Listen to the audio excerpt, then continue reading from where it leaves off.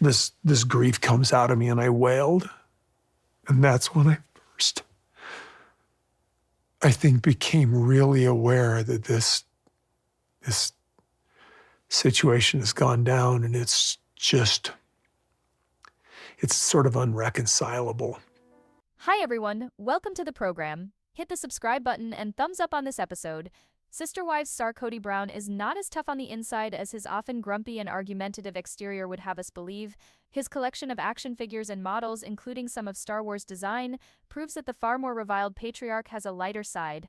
Kody has also experienced various traumatic incidents in his life, such as declaring bankruptcy in 2005, divorcing three wives Christine, Meri, and Janelle Brown, and losing his son Garrison Brown.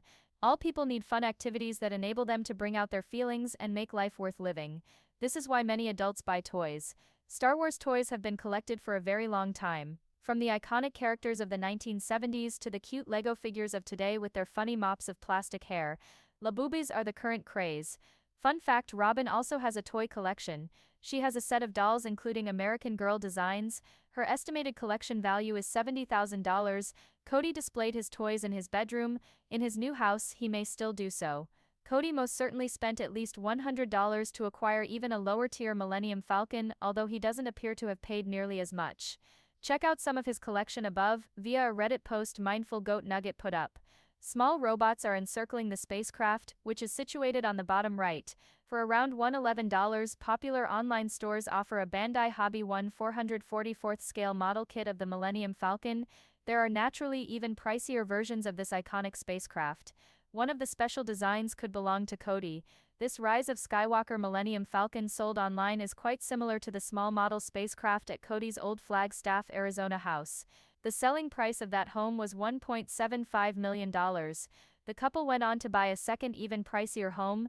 That one was for $2.1 million. Their spoils have lots of room in their new palace in the same city.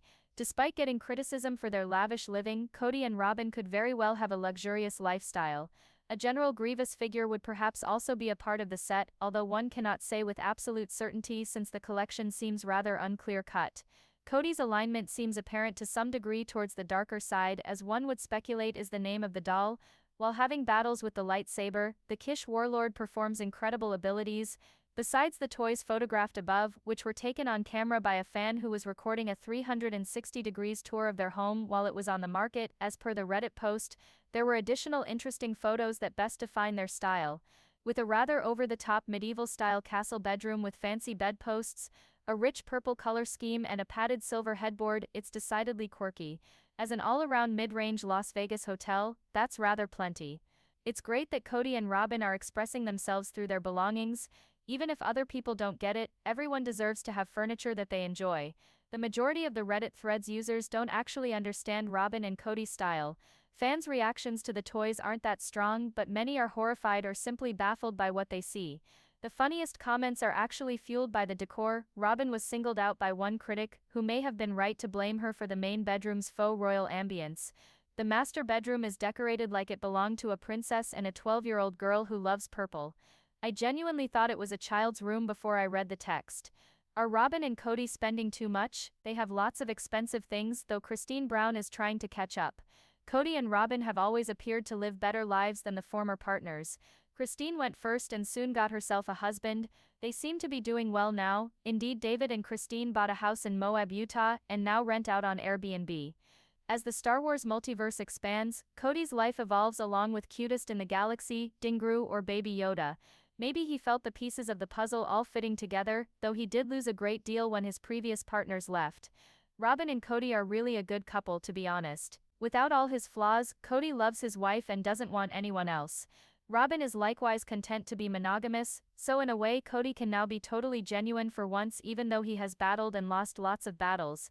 No more faking the loving. Kody doesn't have to pretend to care like he does about wives who are not Robyn because everybody knows that he loves.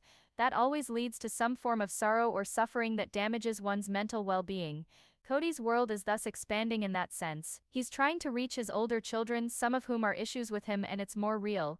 By reallocating Coyote Pass, he gave Meri and Janelle larger slices of the property. Kody has altered somewhat. He's becoming a little softer. He is growing up as evidenced by all of these things, but maybe his stash of toys and other home comforts will allow him to unwind at a thrilling and often challenging time in his life. He will forever grieve and always will. See the sweet video of Garrison above, which shows the boy's sensitive side.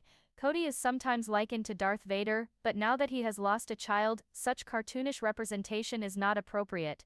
That is such a great loss that it has changed everything. When Coyote Pass was sold for $1.5 million, Kody and Robyn had plenty of money in their bank account. They reportedly made $750,000, but they do not get the full amount. With the money they spend on toys and the David Yurman jewelry that Kody and Robyn possess, it's great that they got an increase in income. The fact that Kody is reaching out to his children, however, is more important. The most important thing is children. When parent-child relationships aren't working, it's the parent's job to try to make things better because they bring so much joy. In a sense, children are still children even when they have matured, and they still desire their parents to love and care for them. Kody can perhaps repair these invaluable bonds by taking the initiative. Following a phase of extremely low self-awareness, he seems to be learning from experience. This is promising for a peaceful future. Kody knows that lightsaber battles are not supposed to go on forever since he is a Star Wars fan. Rather than going on endlessly for years, a fight situation should have an end. Kody Brown from Sister Wives can be reunited with his children and repair his tarnished image if he can avoid employing questionable dark side strategies such as deception and manipulation. Janelle Brown, a Sister Wife, once again had another difficult Mother's Day without her son. Sister Wives Season 19 cast star Janelle Brown had yet another difficult Mother's Day without her son since losing her son in 2024. Recently turned 56, Janelle has lived through a great deal over the past few years. She was the second wife of polygamous patriarch Kody Brown, but she departed from him in 2022. Janelle understood she could no longer stay with Kody after being married to him for 29 years. When the COVID-19 pandemic further divided the family, Janelle and Kody's marriage was already struggling and it collapsed. Kody had 4 wives and 18 children at his peak. 3 of Kody's wives had departed by the premiere of Sister Spouses Season 19, and Kody had not communicated with several of his children. One of their 6 kids, Garrison Brown, Kody and Janelle's eldest son, was one of theirs. Unlike Kody, Janelle was still close and loving to all her children, including Garrison. Even the love of a mother couldn't save him, no matter how much she was attached to him. It's been since her son died that Janelle has had to endure her second Mother's Day, and it may never be any easier. Garrison's passing was done superbly by TLC. He will be missed forever. Season 19 of Sister Wives is now airing, and the show did an excellent job of handling the untimely death of 25-year-old Garrison.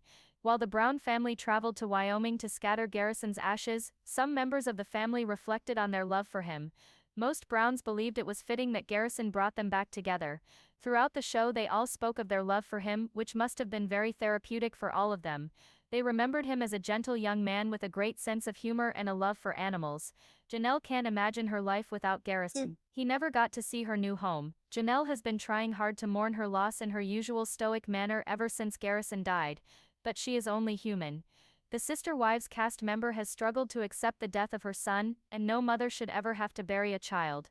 She did all she could to keep her child alive while he was alive.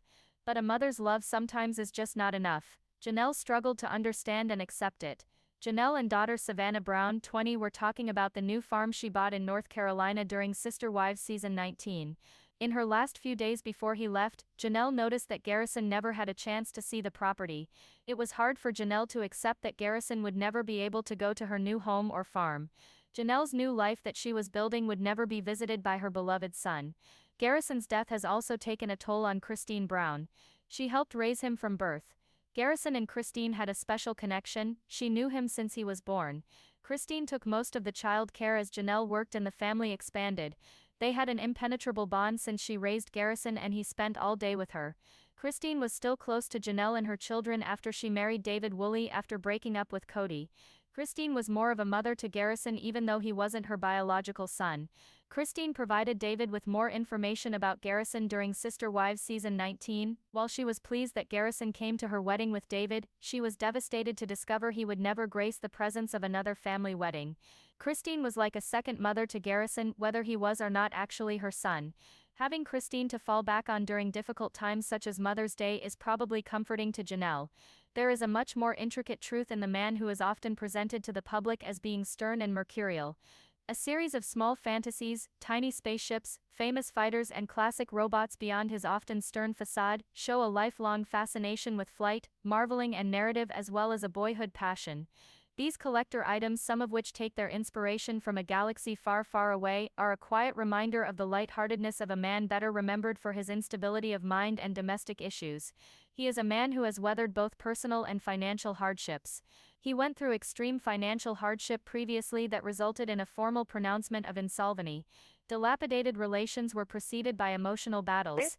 The hitherto touted norm of a colossal multiple family was forsaken as 3 significant females in his existence chose to abandon him one at a time. Unthinkable misery was the ultimate kick, the untimely death of a beloved son, a tragedy so dire that it changed every last aspect of his existence. Everybody requires an escape in a world with stress, criticism and media glare. Some read or travel for solace, while some people read or listen to music. He takes refuge in well-made plastic and metal figures that remind him of days gone by and imaginary worlds.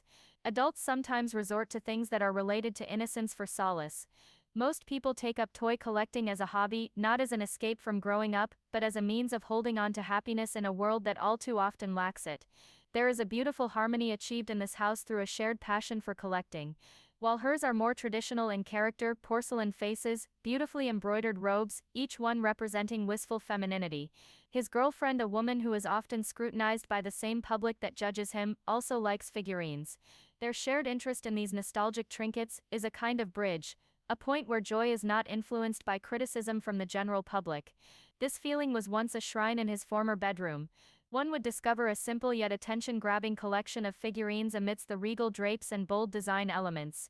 Luxurious headboards, jewel-toned fabrics, and castle-like bedposts. A small spaceship, perhaps a replica of the Millennium Falcon, was hidden away in a quiet corner flanked by small fighters and robotic sidekicks. These components weren't hidden. They were part of the scene, integrated into the dramatic home decor of a house where fantasy and reality met at every turn. These personal items likely still reside even in their latest, more extravagant address, which is believed to have cost more than the last residence. These pieces of fiction remain to murmur softly from their glass shelves and bedroom corners within this extravagant, spacious, and perhaps over-the-top home within the eyes of critics.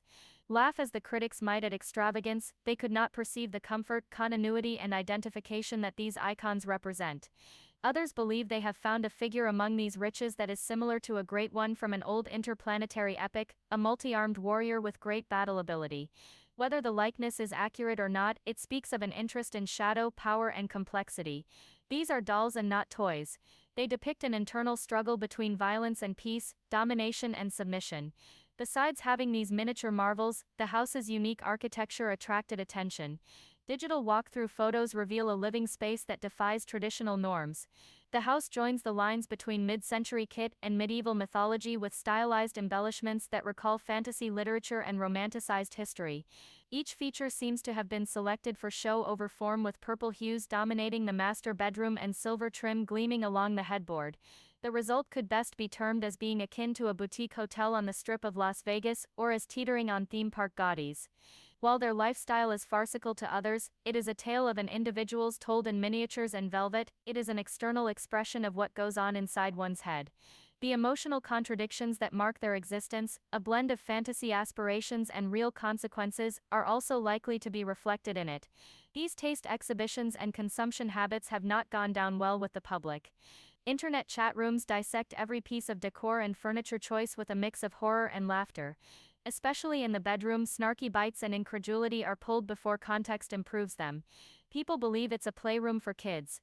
But there is also vulnerability, a wish to create something beautiful even if it gets misconstrued, in this hyperbole. Individuals begin questioning whether these two are overspending. As discussions about spending and things take place, particularly in light of the easier lives of those who once traveled the same path, it is difficult to define the solution. It is evident that individuals have advantages over others, including financial resources and the ability to design a lifestyle unaffected by outside pressures. It's fascinating to observe that he remains rooted in a home relationship that has, for better or worse, endured even if others who once called him partner have moved on. One of them even having a new marriage and hosting guests in a quaint town far from their previous existence. It's not perfect. It is often faulted, but it is at least genuine. Facades have been eradicated. He no longer plays as if he divides his affections among other women. Finally, he might live by a monogamous reality, even if that's how contentious. He might not have known at first, but the breakdown of his former home brought an opportunity. Now that he is clear of the constraints of multifarious affection, he has begun to look inward, reflecting on his own shortcomings and taking a conscious attempt to apologize to those he previously hurt in a bid to redress grievances in the past. Attempts have been made to give back land previously disputed. Reports indicate that 2 former partners have been given back their shares as if to concede that equity may finally bring about peace. Such steps suggest development as well as pragmatism. A softening spirit is indicated, whether due to age loss or reflection. Posture is no longer used to conceal his pain. Illusions have been stripped by the horrific loss of a child. Such pain cannot be covered up by any facade. His pain is real and apparent. Petty quarrels and rivalries seem to lose their power in the face of such devastation. Priorities are shifting these days. A man who once was obsessed with power and legacy now appears to be working in earnest, if slowly, toward healing. He strives to repair severed connections. Whether or not the efforts will pay off is uncertain. But the attempt is new in itself. They sold a tract of land they had shared, something that held immense sentimental and symbolic significance. Reportedly, half of the huge amount of money made from the transaction went into their pockets. To observers, the money can finance their high-end tastes for pricey toys, brand accessories, and precious gems. But reconciliation cannot be substituted with even the best assets. And he seems to know that already. He appears to be guided by humility and less by pride in his return to his children. His daughters and children still miss the father that they used to look up to, even though they are grown up now. Vulnerability, something he previously seemed not to possess, is needed to recreate such relationships. Nevertheless, he now appears to want to display vulnerability, perhaps for the first time. His public image was once likened to one of the villains of the very tale he adores, an oppressor, a hooded and armored figure. But that metaphor no longer holds. Cracks in the armor, the mask is peeling away. It has been replaced by a man who has lost and is seeking redemption instead of domination. Thank you for watching. Don't forget to subscribe to my channel. Get more updates daily. See you soon.